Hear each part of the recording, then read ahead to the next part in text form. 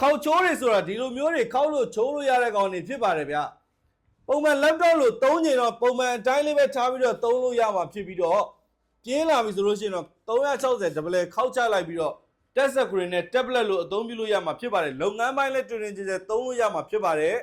HP Provo X 360 435GH ဆိုတဲ့ series အမြင့်လေးတွေဖြစ်ပါတယ်ဒီကိုလုံး metal body နဲ့လာပါတယ်ဗျ CPU အနေနဲ့တော့ Ryzen 5 နဲ့ Ryzen 7 ဆိုပြီးတော့နှစ်မျိုးလာပါတယ် Ryzen 5 ကတော့ကျွန်တော်တို့16သိန်း9000ရောင်းပါတယ် Ryzen 7 ကတော့18သိန်း5000ရောင်းပါတယ် Ryzen 5ကို9600U series ပါ RAM 8GB နဲ့ SSD 2x6 နဲ့ဖြစ်ပါတယ် RAM 8GB ကလည်းကျွန်တော် slot တစ်ခုအပိုပါသေးတဲ့အတွက်ထပ်တိုးလို့ရအောင်မယ်14လက်မ display ကို Full HD နဲ့ကြီးပေါက်ရှင်းနေအောင်သုံးလို့ရတာဖြစ်ပါတယ် touch screen လေးနဲ့ပါဗျအဲ့ကောင်လေးကတော့16သိန်း9000ပါဗျ Ryzen 7 ကတော့9800U series ပါ RAM 8GB နဲ့ SSD 2x6 နဲ့ဖြစ်ပါတယ်သူကလည်း slot တစ်ခုအပိုပါသေးတဲ့အတွက်ထပ်တိုးလို့ရပါတယ် metal body နဲ့ဖြစ်ပါတယ်ဗျ14လက်မ size လည်းဖြစ်တဲ့အတွက်ကြောင့်မလို့ကျွန်တော်သုံးရတာလည်းတကယ်မိုက်ပါတယ်ညာဘက်ချမ်းမှာတော့ SD card slot ပါမယ် headphone jack ပါမယ် HDMI နဲ့ USB port Type C port လည်းပါသေးတယ်ဒီဘက်မှာတော့အသွင်း port လေးပါဘယ်ဘက်ချမ်းမှာတော့